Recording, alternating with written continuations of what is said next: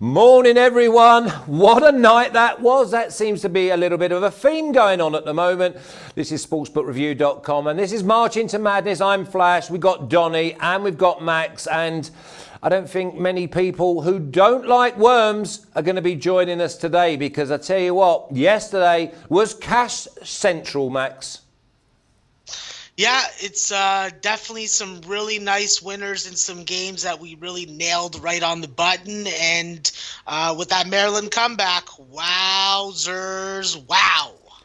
Yeah, forget Maryland. They're in the futures. We'll see them in mid-March. But Donnie, what about you and I with Bradley? Bradley was a beautiful one. I mean, I was sitting on the team total of 70. I'm looking in the first half. They struggled out of the gates. I'm like, maybe they can keep it close. Maybe they could come back. They make that surge at the end of the game. And then it looks like it's going to be over, but Illinois State ties it up at 67. And I'm like, don't do this to me. Don't have a Darryl Brown drive to the basket with a lay-in that gives me 69 points and a Bradley victory with no overtime. He misses the three, Flash, because he knows how much I appreciate Bradley basketball. I needed 5 extra minutes to cash that ticket, and I thank you, Bradley. We'll wave that Bradley flag every single time they play, Flash. Yeah, I don't want to give myself a pat on the back, but I had a bit of Bradley at plus 125 in running, and my total was 134.5. So when they went into overtime at 134, we were tweeting going, hoo-hoo, this is what this game's all about, Max. Yesterday morning, you looked like you I'd say lost a tenner and found a quid. But this morning, you're absolutely buzzing. Yeah, listen, when my UConn Huskies put in a dominating performance, it always makes me happy. Always a visit to the local pipe fitters. They take care of you when it comes to your home accessory needs. And I'm ready to go today. Big card, like the games, and excited to break them down with you and Donnie. Yeah, Donnie, there's 26 games to go through. I will just try and pick up on Villanova winning 71-60 in the Big East. What do you think? No, it's typical Villanova effort. You know, you follow John Rothstein on Twitter, Fortune 500 company. You know exactly what you get out of them, Flash, day in and day out. They play good basketball. But still, I'm a superstitious guy. If you're going to put those games on at 6 or 6:30, I sort of lean away. But that's a nice win by Villanova to pick up that 11-point win. Almost lost that lead completely there in the second half, but able to hold on. Okay, those in the chat. We're absolutely flying in the chat, by the way. And if you've got some good stories about last night, Jansen said he hit 2 5-team parlays. Isaac said that he matched up my player of the days with your player of the day parlay, Max. We love that. That's what it's all about. Let's talk about UConn coming and smashing 81-65, Max. I'm going to give you a little minute on that. And then it's eyes down for a full house. Yeah, just a very impressive performance by my UConn Huskies. They were able to make shots. They were able to get to the rim. They were able to not have scoring droughts, and they played very good defense. This is the type of defense that I expect from a Coach Hurley team, and I think that we're finally starting to mold in to what we are going to do in the Big East next year, and which is cash tickets for our backers, and we're going to break hearts of everybody in the Big East, starting with Crete. Okay, let's go, because it's 26 games. I don't want to be putting anyone. Early bird catches the worm. That's the reason. Also, the reason we've not tweeted out the plays, because obviously when we go into it now, 9:30 Eastern time, the lines have changed. The value's gone. Don't chase the line, because that's when you get done by a hook. Here we go, Donnie. Wisconsin getting 6.5, going into Michigan. Yeah, Big Ten style in this one. And I got to tell you, it sort of starts off right?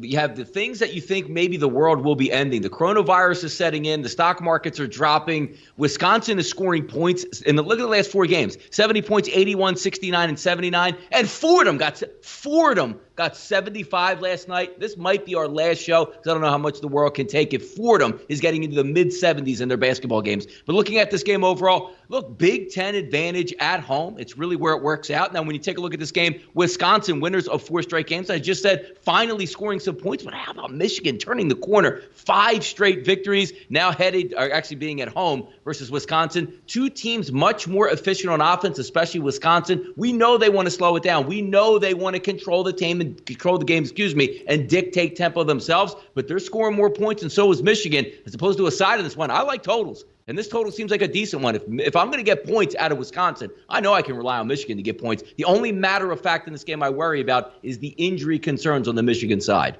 Okay, injury concerns, Max, but what about the total? Injury? Are you happy? Over or under? I would probably be looking under in this situation. I think that with Eli Brooks possibly not in the lineup, you take away a really good ball handler that can take pressure off Xavier Simpson if he gets into foul trouble. These are all hypotheticals, but just something I'm not too comfortable making a play on right now as far as a total. As far as the side, if Isaiah Livers is in the lineup, then I'm more likely to be backing Michigan full game, but my numbers do like Wisconsin first half. So nothing official for me, just leans at this point. Okay, I've never seen a total like this one. We're going to go to the Zags, and they host San Diego, and San Diego are getting 25.5, Max. Is that too much, or can Zags cover? Listen, Gonzaga's coming off a loss, a very noticeable loss on national television. Everybody that was on BYU, I congratulate you and tip my hat to you as a wonderful casher if you're on the money line. But the reality is San Diego's going to have to score the basketball against Gonzaga. This is a team that gets 87 points per game and shoots over 50% from the field as a team. I do not think that is going to deviate. I think that Gonzaga may hurt somebody tonight. It's hard for me not to get on the first half over at least. But as far as this game, nothing official for now. Donnie, you've got to be running scared of giving up 25.5. I mean, usually you would, but I mean, Flash, we can zip back about a month ago. They played Santa Clara at home and dropped them 104-54, then followed up with an easy 20-plus point win over BYU, and then threw another one in there, about a 30-point win from Pacific. There is an MO that Gonzaga can really take you to the cleaners. The only problem is, as gamblers, sometimes you have to take the statistics out, and Max brings up a good point. They just did lose their last game, but also their annual fight against St. Mary's is coming up this weekend on Saturday, and that'll be the final game at home. That'll be senior night and be electric. It's one of those where maybe you look, I don't know if there's going to be a hangover for Gonzaga because they're just too good. They're at home and they should be able to score at will in this defense. It's one of those where I'm not sure I want to go full game length with Gonzaga because maybe they're looking towards Saturday, the bigger show, and they just want to get right. Maybe a first half play, but altogether, I'll stay away from this game here. Yeah, I don't blame you. I think it's everything to lose and nothing to gain. But Ulysses, Zags can cover, and that boy is hot, by the way. He had a 3-timer parlay and a 5-timer last night. There was plenty worms being eaten in the chat, and we love them for it. Okay, Ohio State giving 9.5 going into Nebraska, Donnie. Yeah, everybody seems to get right against Nebraska. When you take a look at Ohio State finally playing some decent basketball, you look at that last win over Maryland, 79-72 on Sunday. Now they head on the road to play Nebraska, and Nebraska hasn't seemed like they've won in a long time. I mean, heck, their last win was January the 7th, and now sit at 2-14 in Big Ten play. Not a whole lot to get right for Nebraska, but then you look at the Ohio State mentality, saying, hey, you know what? Let's pick up a victory, keep it moving, get out of here, and head into the conference tournament play within the next 2 weeks. But when you take a look at what Ohio State does well in offense, they really can shoot the three-point shot. 37% from three-point range in conference play, going up against Nebraska, who has trouble defending it and gives up about 34% of three-point shots. They don't defend, talking about Nebraska down inside of two-point range. There's no way I can ever back Nebraska to point. That's just a dead team walking that usually gives life to a team total on the opposite side. If I'm looking anywhere in this game, it's going to be a team total for Ohio State going over. Yeah, listen, everyone beats up on Nebraska. They are the absolute coffin dodgers for me. So Ohio State 9.5, happy. Even if it went for double figures, maybe 10.5, Max. Yeah, listen, I think that Donnie's right.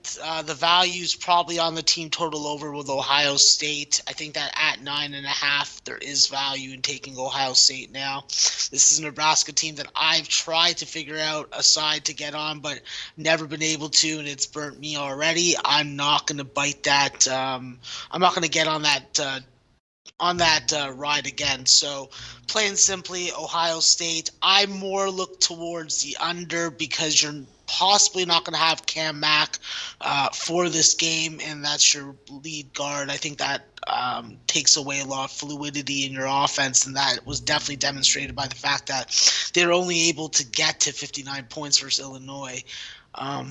Yeah, that's all for me. Max, this is normally a spot that's done us really, really well, where we go with, say, Ohio State, -5 first half. Muted, Max. You definitely want to see this. You want to see Ohio State, how they're going to play without Kyle Young. If he doesn't go, obviously you're missing DJ Carton, so you have to account for that. But in the end, it's sort of just like you have to just keep on riding Ohio State and anybody else that plays against Nebraska. So it's worth a shot, but I prefer to give 40 minutes and just have the one play. Okay, just rev them engines a little bit, because we've gone from that. We're going to go into the majors. There's only 3 selections. And then we go to the mid-majors, where you boys pedal to the metal and you take off. First of all, Indiana getting 6, going into Purdue, Donnie. Yeah, we take a look at Indiana playing with a little bit of revenge factor here after getting beat 74-62 at home to these Purdue Boilermakers. But you do like what you see out of Indiana, at least as of late here, Flash. Winners of 3 of 4 games, beating Minnesota, beating Penn State, and beating Iowa, but getting drubbed on the road against Michigan. So we take a look at Purdue heading in the opposite direction, as we always call, Purdue, don't when they're not winning. Losers to Penn State, Ohio State, Wisconsin, and Michigan in this basketball game. The only one way I can look in this, I think Indiana's a little bit more talented overall. It's going to be a style of pace. If Purdue can play at their pace, slow the game down, of course they're going to have a shot. They're at home, and we always talk about the Big Ten, how it's tough to win on the road, and that's certainly a factor. I lean on Indiana slightly in this game, but I can't wait to start breaking down some of these mid-majors, Flash. No, I see you licking your lips already, Max. Indiana getting 6 against a Purdue side who have down tools. Yeah, I would have bet the under at 131, but now at 129.5 or 128.5, it's past my threshold. Okay, and if it gets back up to 131, is it a play on the under? No, I'll have to reevaluate then, because then I'll have to figure out why that line's gone up and whether or not it's public money, whether it's sharp money, whether it's just a ticket count. There's other aspects to figure out. There's no sharper money than yours. So if you tell me that 131's my magic number, I don't care who's got on it. If you like the under 131, we'll talk during the day. But at Indiana Purdue, I will be coming for some sort of opinion. Temple, Max, getting 9.5 going into Wichita State. Yeah, I think that with Wichita State, can we trust this team to be able to consistently hit 3-point shots? Can we rely on guys like Eric Stevenson to stay on the floor, not get into foul trouble? Those are questions that I have not been able to answer. I would be looking towards Temple. I think that when you have Q Rose and you have a guy that can score and be a game breaker and hit a shot whenever you need one, like when you're in a scoring drought, I think that it helps propel a team at this number, whether it be double digits or the 9.5, to be able to backdoor cover this game or at least stay in it. So I look at Temple, but I'd probably be looking to split my bet up a unit on the first half. Half a unit on the first half and half a unit on the full game, but I haven't bet it yet. Okay, and full game. Johnny, we've got Temple plus 9.5. If it reaches at 10, that looks like good value. Yeah, it's hard for me because this is one of those games where, I always joke about the Sixers and Brett Brown in the NBA always being out coached. This is one of the biggest mismatches in coaching that you're going to get this year in college basketball. Aaron McKie is a terrible head coach. It seems like they always get started slow, and you go to an environment where they do have a home court advantage with Wichita State. You can't afford to beat Temple and get down 10 to 15 points or come out of the gate and have 7 points with 10 minutes to go in the first half. I just don't trust Temple in the situation. They've already actually beaten Wichita, which they beat them at home in Philadelphia. Now going on the road, I think it's too much to overcome. We take a look at Temple. You watched the last game versus, I don't know why anybody actually watched the last game versus ECU. They were absolutely dreadful, pathetic in that basketball game. When we take a look at Wichita State coming in, finally getting healthy and finally starting to play well, winners of the last 3 or 4 games actually dropped their last game to Cincinnati, 67-64 on the road, which isn't bad. Their last home loss came February 6th against Cincinnati by 1 point. I think Temple's the more talented team. Monty Scott coming off the bench now and getting that instant offense for Temple has certainly been a boon. But when I'm looking at Temple overall as a whole, they're horribly coached. They're going to be mismatched in that situation. Greg Marshall will take them to school. Temple's probably going to get beat by double digits in this spot here. Wow, okay, so that's another one of those. Just sit on the fence. You no need to play. We've got 26 games to go through, and this is a lovely one. Road favourite Arizona, giving up 6, going into USC, Donnie. Yeah, Arizona, tough one last game against Oregon, 73-72, and that loss in overtime. We take a look at USC coming in, not faring that much better. I mean, you look at a 3-game losing streak to Colorado, Arizona, Arizona State, pick up the back-to-back wins over the state of Washington, and then you come back for Colorado and Utah and drop both of those games. This is the Pac-12, which I wish I can, instead of calling it the Pacific Athletic Conference, be the Pathetic Athletic Conference. I have zero interest, but since it was a ranked team, I felt the need, or close to a ranked team, to put this one in here. I have zero opinion on the WAC-12 here, Flash. Okay, it's the last one before we get you in the driver's seat. Max, Arizona, can they give up the 6 going into USC, or is this an unders? I have no idea, Flash. I did not cap this game. I did not run any numbers for this game. I have no interest in betting this game. Okay, here we go then. That's 6 out the way. We're going to go mid-majors. Lick your lips, gentlemen. Someone says you look a little bit tired, Max. If we get a spare minute, you can tell them why you're tired. Delaware, getting 4 going into Charleston, Max. Yeah, simply this is a spot where I think that Delaware has value at 4 points. That's what I bet. I think that they have value on the first half also. Like Donnie says, if a dog's going to cover, they're probably going to be covering at the end of the first half. So basically, when I look at Delaware, this is a team that's going to be able to consistently score 75 points. Both these teams are going to hit their free throws. I think that Delaware is the better shooting team. I think it's just a matter of getting all their pieces from the front court and back court to consistently produce in the same game. 3 of the last 4 have gone over at this number. I think that this is a spot where we look at the over. I think that with Delaware's first half, they definitely have a significant scoring advantage in the first 5 games. So maybe look at a team total first half over also for Delaware. As long as they can lock down the 3-point line and really isolate and force only Grant Riller to have to score on them, I think that they can do just enough to at least stay within this number, if not win this game. I think that there's value all over this game in the first half, full game, and on the total. Johnny, Delaware getting 4. By the sound of it, they should be closer to a pick'em.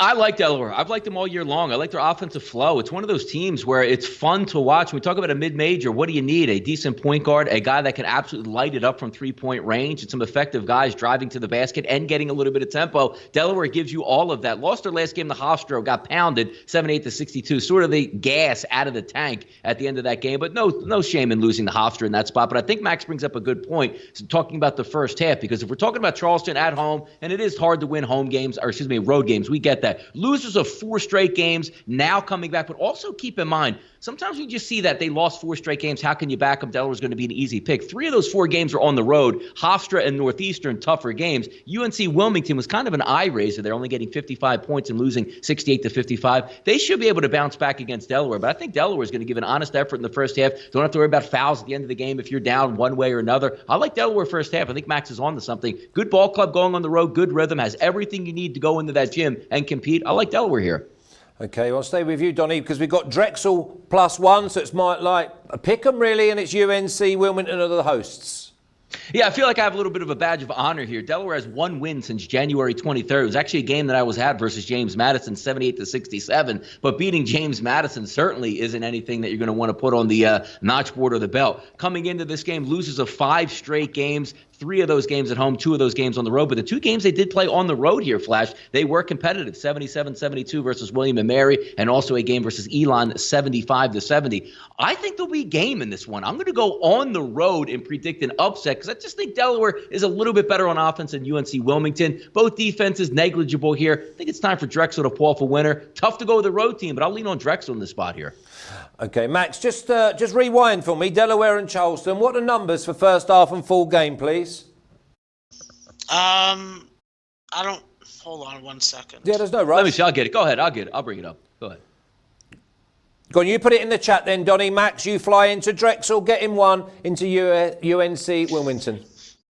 Yeah, so I'm looking at the other side, Donnie. I think that Wilmington at home is a little more competitive. I think that with the combination of Shaquem Phillips, Ty Gatson, and Martin Linson, you have a good combination of size. three-point shooting, and the ability to get on the glass and get to the free throw line. We're looking at a Wilmington team that is going up against a Drexel team that isn't really able to cash you tickets on the road, and that's what we've seen as of late.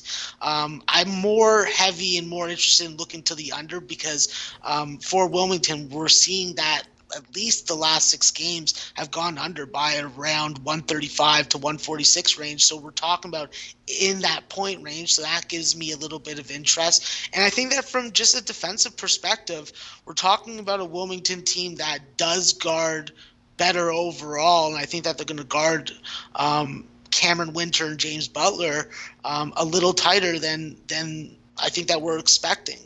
This is a team that can really chase you off the three-point line where you're going to struggle to make 25% of your shots. And any team that can hold opponents and in a conference with as much very good penetrating guards to 42% from the field, I don't know. That's just a spot where I think that I'm not missing the value if I don't take Wilmington. So I'm looking the other way on that game. Okay, so is that we're happy to go with official Wilmington -1? No, Wilmington money line, but it's juiced up, so I'm not going to make it official. Okay, we want to hear a little bit more official. And by the way, liven yourself up, boy. Okay, I'm going to come to you now then, Maxie. Towson getting 7.5 going into Hofstra. Okay, so I'll take 2 plays here. Actually, yeah, I'll go 2 plays. I'll take for the show, I'll take the under 142.5, and I'll take the first half -4 with Hofstra. Plain and simply, this is a team that's 21-7 ATS. They hit their free throws, 45% from the field, good 3-point defense. With Desiree Buey and Eli Pemberton putting up 49 points combined in the last game, that gives me promise that they can continue that. This is a team that gets to the free throw line, makes free throws, but only allows their opponents to make around 10 a game. I think that they have to do a good job of not losing on the offensive glass. If we're looking at unders, 4-11 to the under in conference, 2-9 at home. I look for Hofstra to dominate. I look for Hofstra to be defensively responsible, and the under in the first half are going to be official plays, Flash. Just for you. Yeah, I love that. I love that, Max. So that's 2 plays in, 1 for you, Donnie. Under 142.5, and Hofstra -4 first half. Yeah, that's it. I think it's a pretty good one to go with Hofstra -4 first half. 7.5 seems a little bit steep, but Hofstra, one of those really good teams. I mean, you're taking a look at a long win streak here, and even coming off the road with Drexel and Delaware, getting both victories there, 1 by 7 versus Drexel and Philadelphia. Then the other one down, they really pounded Delaware 78-62, which we just talked about. Senior night, maybe not coming into play yet since they do have back-to-back games. Towson's going to be home, and then also Saturday, probably a little bit more emotional versus James Madison. That game will be up-tempo, so certainly keep an eye on that one. But Buey and Pemberton, 2 seniors, seem like they've been there forever. Hofstra's always been one of my favorite teams and a well-coached team over the past couple of years. Rokas Gusti and the boys down low. I mean, these guys seem like they have been there forever. They should be able to pick up the win in this game, but a little bit too rich for my blood. I think Towson can counter them with some defensive pressure. And also, Max brings up a good point looking at the under. It's very hard to look at Hofstra unders because of how fluid and efficient they are in offense. When they get another team that can play with some tempo like Delaware can, you can see them get up in that mid-70s, high 70s. But I think Towson might try to slow this game down. 2 good defensive squads. I'll lean on the under with Max as well, but I think it's a little bit too rich. I actually would lean on Towson getting the 7.5 points in this game, Flash. But the under 142.5 looks like a way to go on. I'd give it a little star, so that will be going on my menu tonight. Now, Iona getting 1.5 going into Canisius. Donnie, 1.5, 1, pick 'em. There's nothing in it. Yeah, these are the interesting games here when you take a look at the Metro Atlantic Conference, and these are like the island games I'd like to talk about because usually the Metro Atlantic is clustered in one area, northern New Jersey, New York City, southern New York, and also obviously in Connecticut. But now you take a look at these bus trips where you go across state, where you go to Niagara and you go to Buffalo, typically with Canisius. Canisius is a really bad basketball team, and that's why this game is lined a little bit lower. Iona should really out-talent this team, but sometimes going in and on the road in these environments, taking that 8-hour bus ride, 6-hour bus ride across the state usually has some effect here. But I'm not a Canisius believer. When you take a look at what Canisius has done, even though they did pick up a victory last time out against Manhattan, 57-56, they were losers of 4 straight games. The only way I could, and it bucks the trend because I try not to be over sharp and say, boy, they get on the bus and it's really hard to win. Unless you're laying like 7 or 8 points, it's hard for me to go against Iona here. I think Iona's the more talented team. I think they're getting used to playing without Asante Gist. I think they win this game. Not going to make it an official play, but I can't back Canisius, as simple as it sounds. Max, can you go anywhere near Canisius? I think that definitely you have to take into consideration that there is going to be a revenge element, but what we've seen from Canisius lately is that they just are having trouble scoring the basketball. They're having trouble facilitating their offense without turning someone over and getting into a fast break. With Iona, they definitely have the advantage of the free throw line, so I like that specifically. When we're looking at this total, this game went under last time by 14 points, and we're not seeing much of an adjustment from a line perspective. So I still am looking towards the under, even at 143.5. I got 144, so you have to make your own call on that. But the reality is, Iona shoots the ball a hell of a lot better than Canisius does. We're talking about a plus 9 percentage advantage at both inside the perimeter and at the three-point line. And when you can lock down the three-point line the way that Iona has been able to and slow the tempo, it's just a matter of keeping teams off the offensive glass and off the free throw line. There's better ball control with Isaiah Washington. They've been able to fill the gap and void left by Asante Gist. I look at Iona and I look at the under in this game. Yeah, I've gone Iona money line. Don't worry about the 1.5 and the under 143.5. Well, if you've gone 144, I'm happy to go down to around 142 because I'm happy. I'm happy at 143.5. Road favourites next two games. We love them, Max. St. Peter's giving up 4 going into Niagara. Yeah, this is a spot where I'm already on St. Peter's at -4. I do like the first half also -2 with St. Peter's. What have they done? Cash tickets for you. 19-7 ATS. They win on the glass. Definitely Niagara has some revenge here at home, but there's a big first half advantage by the numbers that I'm seeing. I think that defensively, when your field goal percentage is was +8% better than your opponent, that means that you do a good job of boxing out. That means you do a good job of stopping penetration to the rim and high percentage looks at the bucket. With 3-point defense, we know that St. Peter's is going to lock it down. They're going to play with a lot of depth. They're going to play with a lot of different lineup looks. And as long as they keep Niagara off the free throw line, I think that they can limit turnovers, protect the rim, which they do a fantastic job already, and just limit the unnecessary fouls to keep this game like a rock fight. You don't want to get into a game where Niagara's popping threes and that they're not using a lot of the shot clock. You want to definitely pressure them. You want to mix your defenses up, and you want to throw different looks at them because this is a team that does not have a lot of size, and you can do a lot of scoring off the offensive rebound, off the offensive glass. It's probably the strongest message we've heard, Donnie, so far is St. Peter's. -4 full game, -2 first half. I'll give it 2 stars. Yeah, no, look, it's hard to go against St. Peter's right now. And this is, look, sometimes you're used to St. Peter's over the last maybe 2 years not being that good a team, but this team is now winners of 9 of 10 in the Metro Atlantic Conference. But also you're getting that same thing we just talked about a second ago with going to play Canisius. Same thing here as you go to head to Niagara. When we look at Niagara, they don't do a whole lot right. They do shoot the 3-point well. They're going to try to slow tempo down, but that feeds right into what St. Peter's does like to do. They'll get you in that zone defense. They'll slow it down with you, but they can also score and slow it down and win at both of those paces. But the one thing we do hasten here, when you take a look at Niagara on their home court, winners of 5 of 6, and to put in terms of you, Flash, they've beaten some top-of-the-table teams at home in Ryder, in Siena, in Monmouth. They are game at home, maybe not so much on the road, which might give you pause, but sometimes you just got to ride that hot hand. St. Peter's is extremely deep. St. Peter's can win at all levels, fast and slow, and you know defense travels. It's hard to go against St. Peter's in this environment. I do lean on St. Peter's both first half and second half. I would be very surprised, honestly, if St. Peter's was down at the half in this ball game here, Flash. Yeah, I've got them 2 stars. I mean, that's probably the strongest bet I've got in the first 11 that we've had. St. Peter's -2 first half. Looks like a great spot. Okay, another road favourite, and it's Oakland. Giving 4.5 to IUPUI. Look at this game here, Flash. 4 straight victories for Oakland. What's not to like? You like a team coming in hot, but let's also keep in mind again Those were 4 straight home games that they won, now ending up the season with both games on the road. But IUPUI doesn't give you too much confidence. I mean, we're talking about a team that's 2-14 overall in conference play. When we match up the statistics here, there's not a lot that IUPUI does right, especially on the defensive side of the basketball. Look, 39% to 40% is what you want to shoot from three-point range for Oakland. That's the volume of their offense in conference play. And how about IUPUI? 41%, not volume that they give up, Flash. They let you make 41% of your shots from three-point range. If I'm looking at this game, IUPUI is going to speed it up a little bit on offense. I think Oakland's going to engage that and score points. I'm looking towards a team total over for Oakland as opposed to a side in this game here, Flash. Oakland team total, Max?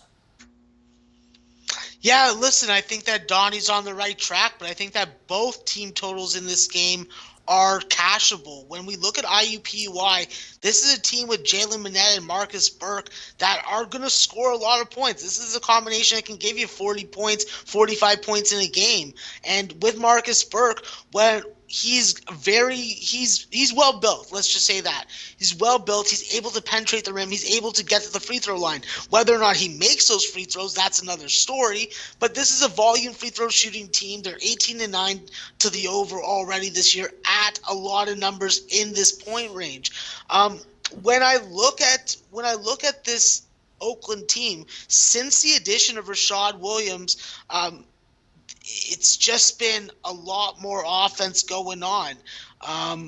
Rashad Williams opens up the scoring ability and the scoring lanes for Xavier Hills-Mays to have less double teams, to have more opportunities for back and spins. This is an Oakland team that I think that will do a better job of defending the three-point line. And I think that both these teams may have struggled scoring early on that will alleviate in the second half. Oakland has to do a better job of getting to the free throw line, and I think that both of these teams have to stop each other from getting second chance opportunities and getting those specifically off the O-glass. You fancy this is a game that could go up and down the court for the full game?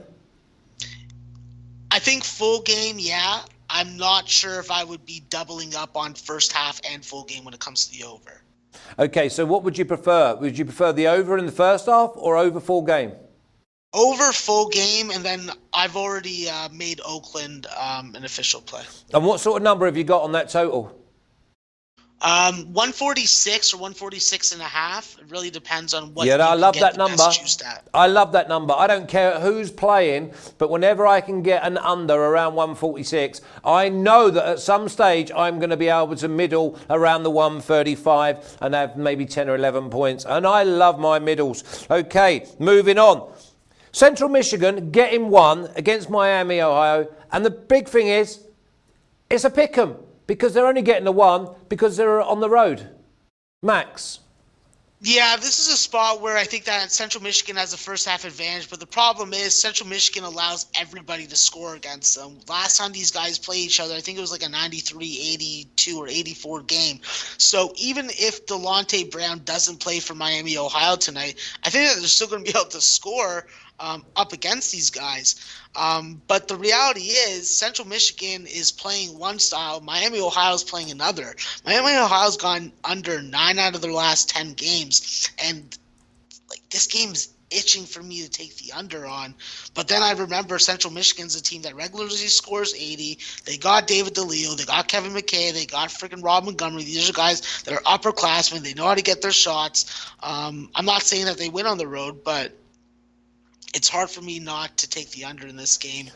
See Central Michigan dominate, Miami, Ohio struggle, and this is like an 80-65 type game. So what is the number though? The game, so you've got 80-65. That's 145. What sort of number have we got? It's at like 150 or 150.5, I think. So I mean, would we if that's a number at 150.5? Would we not just go under the 150.5? Any slow start, they're going to drop it to maybe low 140s. We then go over to 140, and we've got a free ride.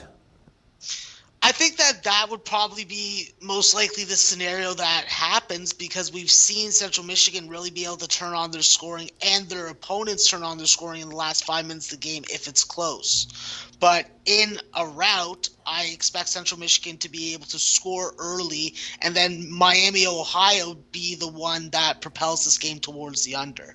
Okay, so I'm aiming towards, I'm going to go under the 150.5 early, Donnie, and I'm going to take Central Michigan first half. Yeah, it's crazy when I look at Central Michigan's been playing terrible basketball, but so is Miami of Ohio. But Max does bring up a good point, because the Central Michigan, who should be able to score against Miami, they'll push the tempo all game long, forcing Miami of Ohio to, even if they're down. Because if you want an under, you want Miami of Ohio to be up so they can slow it down and say, we're going to win this game at our pace. But also taking a look, which is kind of interesting. I hate unders, and I specifically hate team total unders. But I'm looking at the lines here at 5x. 75.5 as a team total for Miami of Ohio seems a little exorbitant. I mean, last time they scored 70 or 75 or more points was January 14th versus Kent State. After that, 68. I mean, we're looking at 62, 60, 68, 55, 60, 46, 57, 60, 65, and 61. Miami Ohio is going to have an explosion to get to, I guess, 80 points in this game, which when you're playing Central Michigan, you can. But I'm going to say, Matt, the same way you think sometimes, Flash, all I need is like a 2.5, 3-minute streak from Miami where they don't score. They're not getting 75.5. I like the team total under, as blasphemous as that sounds. Yeah, I like that, Donnie. I think you're right on the money there. And as you know, I'm watching all these games and I'm being taught by the best. And Max, you are the best. I don't care what anyone says. You are the absolute governor. And it's always nice to have Obi-Wan Kenobi sitting next to you. Donnie, we're going to go to UL Monroe and Little Rock. And the visitors are getting 11.5. Yeah, look, it's a lot of points here, but this is one of the teams where I have the flag. I am the president of the Little Rock Association of Fans across the nation. There's a lot of us. You just haven't heard from us yet here. Finally pick up a win versus Arkansas State, 81-78. Their 3 road games are out the door. Now they can take a deep breath at home and play a team that obviously isn't in the same weight class, to me at least, because when you take a look at Little Rock's offense, that's what they do well. Number 1 in conference play for efficiency, and that's not what you get out of ULM's defense. If we take a look at what Little Rock does well, they shoot the three-pointer extremely well. Number 1 in conference. They go inside the paint, the best in conference, 55%. Shoot free throws at a decent rate. The only problem here with Little Rock that does show up is they do turn the basketball over. But good for us tonight. ULM last in the conference at turning people over. They should run roughshod in this game. Now, usually I like to pick on a Little Rock team total and go over. They have struggled a little bit on offense, but again, keep in mind those were away games. At home, routinely hitting into the 90s. The only thing I worry about a little bit is ULM's offensive tempo, a little bit too slow for me. But Little Rock, I think, should win this game by double digits, get right at home. Not enough for me to push the button and say it's an automatic wager, even a team total. I'll look at that a little bit later. But I like Arkansas Little Rock to get it done, especially maybe in the first half, because you'll keep it under that double-digit range. Max, are you on the side of Little Rock? And if so, how'd you get it done? I'm looking at the over in this game just because, like, there's a lot of there seems to be a lot of value on taking a number that is under 140 with University of Little Rock at home. I think that it really comes down to, can Kamani Johnson stay out of foul trouble? Does Marquise Noel be able to get his shot early? And does ULM come to the table and make this game a competitive game? I think that really all we need is a good start to the first half, like 75 points. I think that this game's going to get over. So over 134.5 is the play that I made. That's the play that I think that is definitely the most value on this game. Yeah, love that. Love that. Okay, I'm going to stay with you then, Max. And we're going to go James Madison again, getting 11.5 going into Northeastern. Yeah, this game actually really pisses me off because it doesn't take a lot, Max, to be fair, does it? You're not the happiest of chaps. No. It doesn't. The fact is, this James Madison team can score the basketball. With Darius Banks, with Matt Lewis, with Dwight Wilson, you got guys that can take care of it. It's the problem is, how is Northeastern going to guard James Madison? What type of tempo they're going to instill in this game? And that's where I'm having troubles with when it comes to the total. When I look at this line, Like, what are we doing? We're having a huge line adjustment in this game. I think that the value has to sit with James Madison, even though I think it opened up at 13.5. It's down to 12. I think that you have to take James Madison because last time these guys played, it was a 2.5 point spread. Now we're going to 12, we were opening at 13.5 and down to 12. I know James Madison's batting conference at 3-13 ATS, so they've been burning your money. But I think that as long as they can at least limit and not have their opponent score 40% of the three-point shots against them, they can stay in this game. It's not like anything that I would tell you guys to put your mortgage money on, but it just seems like a big line adjustment and not a warranted one. Okay, so just beware of this game, Donnie. James Madison getting 11.5. 2.5 last time they played. Yeah, no, Max brings up some good points here. Over under at 148 seems about right, but also when you're taking a look at team totals here, unless you're getting last night like Western Carolina, just with the ultimate mismatch and hanging a team total 85, you have no problem playing it. Sitting with Northeastern here at an 80, it seems a little bit richer, but then when you flip it over, look to the other side with James Madison, if you think they're going to play close, they should be able to get that 67.5, 68 as their team total. And yes, James Madison does play with tempo. Northeastern, a good defensive team. They are number one in conference in efficiency, but it's not like they're number one in the conference like a St. Peter's would be in those low 90 ranges. They sit around 100, so I do think Max is right here. They should be able to get their points. They do have some talented kids that can get to the rack. It's all a matter of what Northeastern is going to do on offense and what type of tempo we're going to bring. If they want to match James Madison tempo for tempo, we're going to get a lot of points in this game. But if they can sort of run away early, maybe James Madison isn't hitting their buckets, this game will slow down. 148 seems a little bit rich for me. Same thing with both team totals. I would lean towards maybe a James Madison team total at 68, factoring, hey, they just got to get 70 points, 35 a half. They possibly can do that. But the 80 seems a little bit rich to me for Northeastern's team total here. Yeah, 148.5. That's always a number that I like to go under early and then come back the other way and go over. I'm going to have a little look at that a little bit later. But Donnie, Cleveland State getting 7 going into Milwaukee. Yeah, Cleveland State a little bit under the bug, I should say, or injury bug over the past couple weeks. One of their better players, Craig Boudillon, has sat out, I believe, the past 5 or 6 games. He was their point guard, young kid, made everything go. They're not one of those teams that I look at and say, you know what, I'm going to get a really good, strong offensive effort, because this is always a team that you look at in college basketball, which is the analytical age, and they don't give a damn about the three-point shot. How about this? Shooting only 19% of their total shots from three-point range. So they do pound the glass, they do get it down low. About 60% of their points come from inside the arc, which is insane in this day and age. They're not that efficient on offense. But when we take a look at Milwaukee, they're going to want to play with a little bit of tempo. This is a tough game to go off of, because typically I would look at this game like, you know what, it probably factors in a little bit more towards an over. But the way these two teams play and the styles they make up, where you're looking more of the 2-point range than as opposed to the 3-point range, especially with Cleveland State, I lean towards an under in this game. I think both defenses should have some success. Two offenses that aren't overwhelming in what they do well. I lean towards the under in this spot here, Flash. Under. You love an under, Max. Is this one of them? Yes, this is an under I love. Milwaukee, keep teams under 65. Lock down the three-point line. Make your goddamn free throws. Slow it down, because what happens when you speed it up? You can't play at that tempo. You can't score at an efficiency rate high enough to win games and cover spreads and cash tickets. You've burnt enough money of your backers this year. You are in a revenge situation where you lost 70-53 to this Cleveland State Viking team. And when we look at Cleveland State, who beat them in that game? Who did Donnie just mention? You know what we're talking about. Lead guard, point guard, Boudillon, who made 10 of 11 from the free throw line. Mm-hmm. I think that Milwaukee is getting the revenge tonight. I cannot tell people to bet on this team right now because they've burnt your money so much.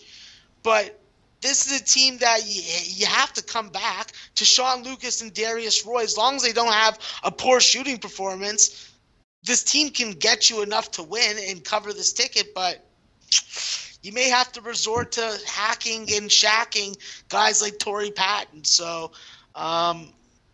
yeah, this is a real rough spot to bet on, but I have to lean towards Milwaukee, and I definitely like the under with Donnie full game. And what number have you got on the full game, Max? Well, on the full game, I only saw 134.5, but I haven't bet it yet. Okay, but you love it. You've not bet it. but it could become official at some stage. So keep an eye on Max's Twitter account. He does fire out when he gets a bit mad and all the official plays. Make sure you follow him, because I tell you what, in the last hour and a half before tip-off, that's when worms are put on your plate. Okay, Youngstown State, Max, getting 4.5 going into Green Bay. I think they need a little bit more than the 4.5. Yeah, I think that with Green Bay, you definitely have a revenge element here, losing 98-94. You really have to get a lot out of Jalen McLeod. You have to get a lot of Cody Schwartz, Manny Patterson. And I think that the critical X factor for this offense is Amari Davis. Amari Davis is able to get that mid-range jumper, makes his free throws. He's not afraid to drive that baseline from the three-point line and give up that shot to get a better look at the rim. This is a team that makes their three-point shots. They hit their free throws. 7 of the last 10 games in this series have gone over, so that's definitely something to consider. Just don't put Youngstown State on the free throw line. It's going to be a battle containing Naz Bohannon, but that's something that you're just going to have to deal with. Darius Quisenberry could be set for a big game tonight against this defense if they're not ready to go and ready to lock him down. He's coming off a 2 for 13 shooting performance, and I don't expect him to stay in a slump for long.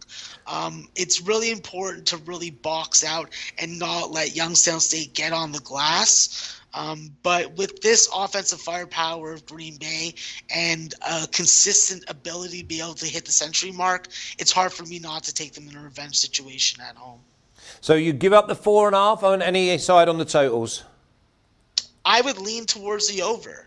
Okay. But it's at 156. And that's just a high number for me to get on. You need about 4 points a minute to beat that. Yeah, I mean, you can't afford anyone to have a little bit of a downtime now. Just a quick one, Max. We've got Isaac in there saying, Max, what is your Twitter? Can you say it clearly?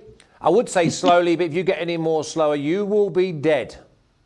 At CBMS420. Okay, and if you didn't get that, Isaac, then just play it back and pause, and you'll have everything you need. Okay, Donnie, Youngstown State getting the 4.5 against Green Bay. We're leaning Green Bay, giving up the 4.5. We think they win by more.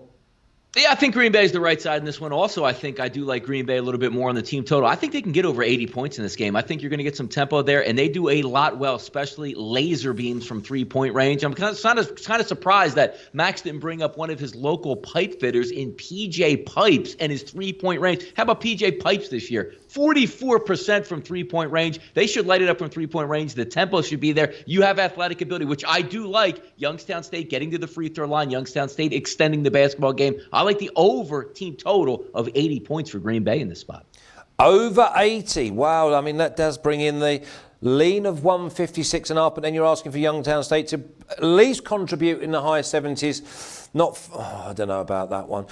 Donnie, that's a massive score, that. Okay, here's another one of them. I've got to read it twice.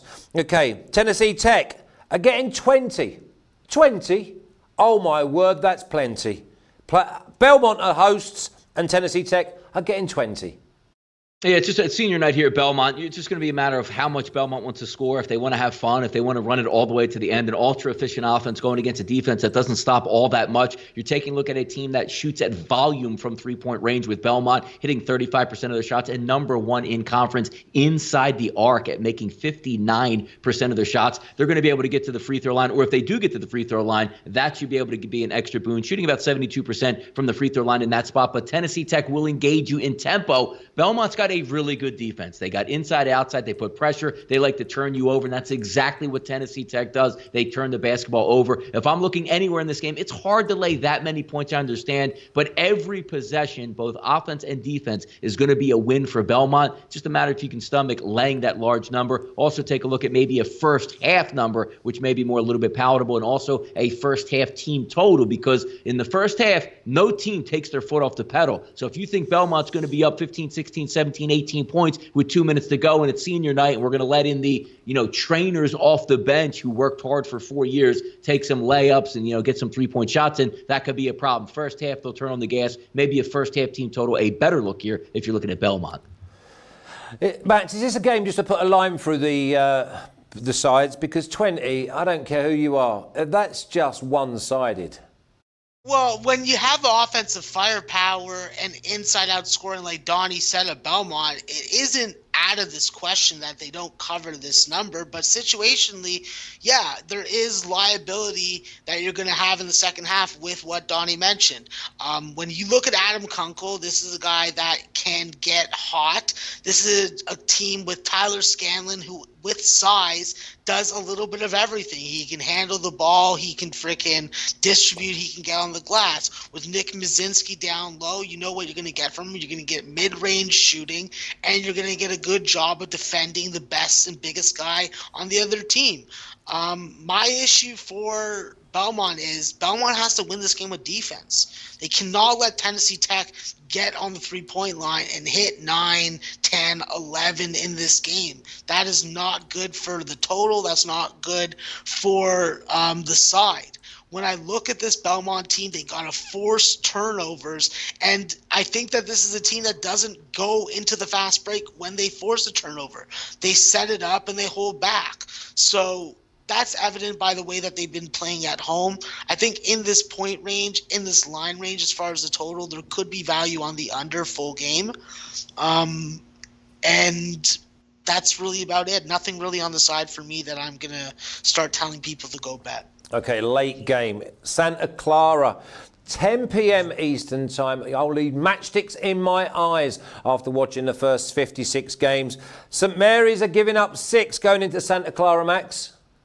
Yeah, I think that St. Mary's definitely has to put Santa Clara down early. That's what teams have done. Santa Clara has struggled to stay within 10 points, whether it be on the road or at home in the first half, especially in conference season. I think that both teams have to do a good job of guarding the three-point line against each other. We know that they're not high-volume shooting three-point teams, but you have to take care of the ball. You have to win on the glass, and you really just have to limit fouling in shooting situations. There are times where I've seen Taj Edey and Trey Wirtz fouling in stupid situations where I want to throw a glass at the TV.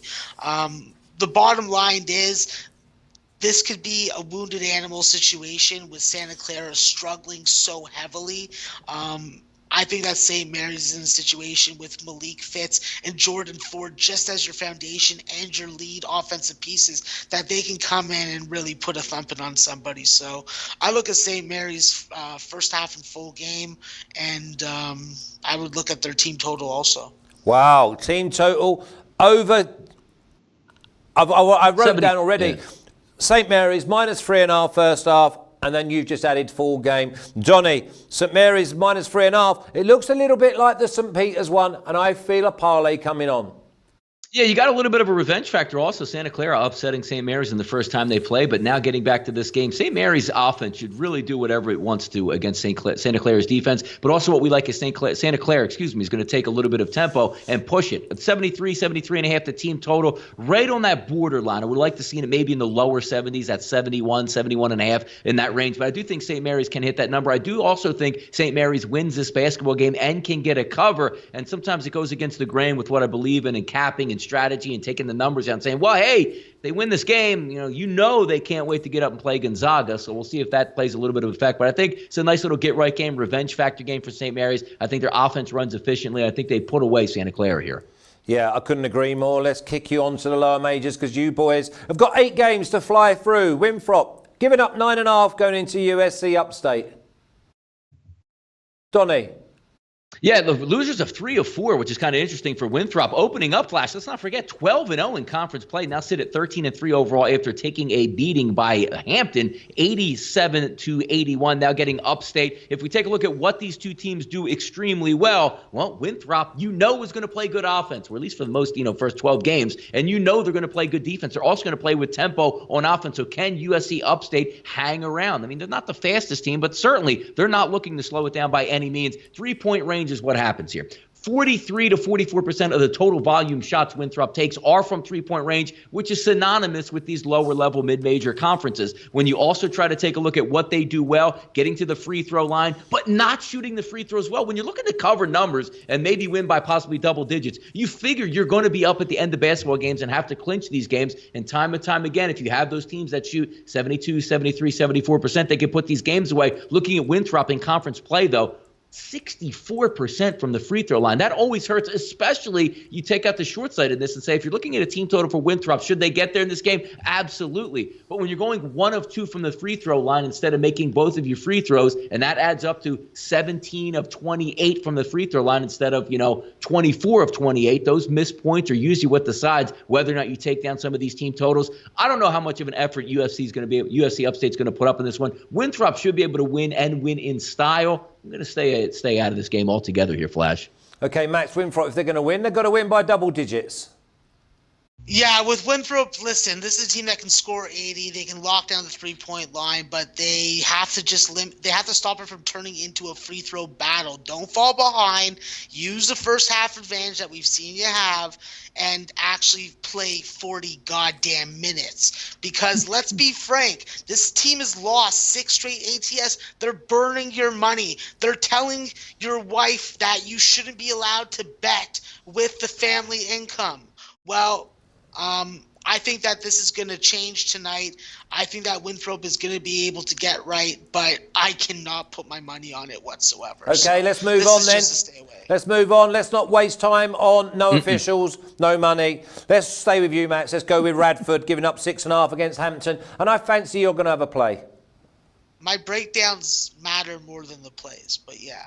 Okay, with UNCA, what are we talking about? We're talking about a revenge situation. We're talking about Radford versus Hampton. We're talking about we're talking about Radford? Oh, okay, never mind. My bad. That's okay. I know it's been a long night, and if we had more time, I'd want a running commentary on how your night went, and it was fully deserved. Okay, so with Radford, this is a team that obviously needs a fast start versus Hampton. You have to be able to contain penetration from Merrow and Ben Stanley. But the fact is, they need other pieces like Greg Hextall to be able to contribute offensively. They're not able to take 50 shot attempts between the two of them, or at least I haven't been able to see them do that yet. This is a Radford team that is razor hot, razor sharp, and willing to freaking spill blood tonight. I think coming into this situation, this is another game where I expect it to be tight like the first one, but with Radford scoring at 51% from the field and 37% from the three-point line, it's just a matter of can they stop Hampton from hitting three-point shots, from hitting open jump shots, from having uncontested looks at the rim, dominate the offensive glass, keep the ball moving. I think this game goes over. I think that Radford gets this game over with their good ball movement. So over 150.5 in this game, and then I look at Radford full game. And you're happy to give up the 6.5. And I put down here, Radford, just to wear them down, this is a 40-minute game, Donnie. Yeah, Radford's the better team, but the one thing that we can certainly wave the flag on in these games is Hampton at home. Look at this. They lined them again at 72.5. Let's go back over the past couple games at home. 87 points they've scored, 80 points they've scored, 87 points they've scored, 83 points they've scored, 95 points they've scored, 83 points they've scored, 92 points they've scored. That's all in conference play. I don't know why. I understand the defense and what Radford can do and maybe slow it down. They're going to get their points. Hampton's going to be in the mid-70s, which plays right into the fact that Radford's going to be able to score points. I like to look on the total over for the game as well. Overs all over the place in this game, Flash. Yeah, I'm liking it. And to be fair, the lower majors have thrown up points, and there's not many unders. We take the spread, or we go over. Okay, UNC Asheville giving up 1.5 going into High Point, Donnie. Yeah, if the three balls are going down for Asheville, they're going to be able to win this game. 36% from three-point range in conference, and we take a look at High Point, doesn't defend the three-point shot all that well. When we take a look at who could shoot, Cody Jude, 36% from three-point range. Jones, 42% from three-point range. Thorpe, 41% from three-point range. UNC gets it done in this game from the three-point line and gets the victory here, Flash. UNC, Max, just giving up 1.5, that's nothing. Yeah, no, this is a revenge situation, losing 68-66. I think that with High Point now, you really have to question where the offense is going to come from, and if it's going to be there on a game-to-game basis. I think that this is a game where UNCA wins by 10 points. They get the home loss revenge, which I think leads to larger margin victories. Don't quote me on that, but that's what I perceive from looking at game logs and box scores. It's imperative that you have a strong start, force turnovers, score on the fast break, and score close to the rim. You have four guys that can penetrate and take you off the dribble. Utilize that. Devon Baker, baby, it's his time to go, his time to shine. UNCA, I'm down with Donnie. Let's do it. I love that when you're go. giving up 1.5 and you say they win by 10. That's just got 2 stars in my book, and I will see you at the window. Okay, Longwood. I love these games, and we've always said that we love these games. Longwood +1, but they're also a pick'em, which is a sign that going Presbyterian, Max. Yeah, Presbyterian beat them by 7 last time, and this game went over. I think that there's going to be a reversal of fortunes. What have we seen from Longwood? Longwood plays with a lot of depth and a lot of different guys stepping up. We're having Shabuti Phillips. We're having Juan Munoz. We're having Wade. We're having Jalen Smith. We're having, Jalen Wilson, Jashawn Smith. These are all guys that can produce different games with the matchup advantages that they have. I think that with Presbyterian, outside of Zeb Graham, what kind of backcourt scoring can you really rely on? I think that it puts a lot more pressure on Corey Hightower and Ben Drake to stay out of foul trouble. And we're talking about two contrasting styles of tempos and scoring for these teams. I think that Longwood's able to get the revenge. I think that they're the hotter team right now. Keep it under, get a win. That's my philosophy with them. And I think that it starts with keeping Presbyterian under 30 in the first half. Hit your threes, you hit 9 a game. If you can do these things, you will win and you will keep this game under. Yeah, like that. Win and under, Donnie. I agree. Longwood's the better team here. I honestly think they are. So pick them. I think they can go on the road and get this win. It's also the last game of the season for Longwood. Presbyterian still has another game. You know, when you take a look at the players and the matchups and what you like here, it's just really some simple things that break down. If a defense can turn over an offense and does it well, I look at the other team and how they handle pressure, and you're looking at one of the worst teams in conference at turning the basketball over for Presbyterian. As we like to say here with this team, Flash, the Presbyterian Blue Hose, yes, playing a lot like a bunch of hoes. Okay, listen, Donnie, what about this one? Liberty, and obviously if we have a look to see what Max is wearing, 22 points they're going to give up going into Kennesaw State. Look, all you got to say in this game, you know, if you watch TV, Liberty, Liberty, Liberty, they're going to do whatever they want to Kennesaw. Like, they're going to lock them up on offense and do whatever they want, or lock up the offense of Kennesaw. And then on the offensive side of the ball for Liberty, I don't know, name your number at this point. The only thing that you might be looking at is maybe the tempo won't be there for a true exorcism of a blowout. But I got to tell you, if somebody's back in Kennesaw State, you're just looking for pain, maybe you throw a couple dollars on it, don't watch and check the final score. My prediction for this, as they say in Rocky, pain. Yeah, that's it. Don't sit on the fence. You go with a 22-point favourite, Donnie. I say Liberty win as well. What say you, Yoda? Yeah, no, I obviously want to take Liberty because I love Liberty. They're one of my favorite mid-major schools, but the number just doesn't make sense from a betting perspective. Yes, definitely looking towards the under, something that I would look at, but I think that you're missing the best of the number because it opened at, I think, 122 or 122 and a half, and now I'm seeing 120s across the board. As far as a side, to be quite frank, like, Liberty can beat you by margin. They just beat Stetson by 28, and they're shooting the ball better. We're talking about 3 out of their last 4 games where they got over 74 points. So the three-point shooting is definitely coming back at the right time of year. They're hot as hell. They won 7 in a row. And the last time that they were a 20-point favorite was against Kennesaw State, and they won that game 83-45. So I would still be looking at Liberty. It's just not something I'm going to tell people on the show to bet. Max, I wrote in play for me. It's in play because they need slow start, few rim hitters. You might be able to get maybe 16 or 17. And then you press the button because you know that Liberty are going to go away. 2 more games to go. Max, North Florida giving up 5, going into Stetson.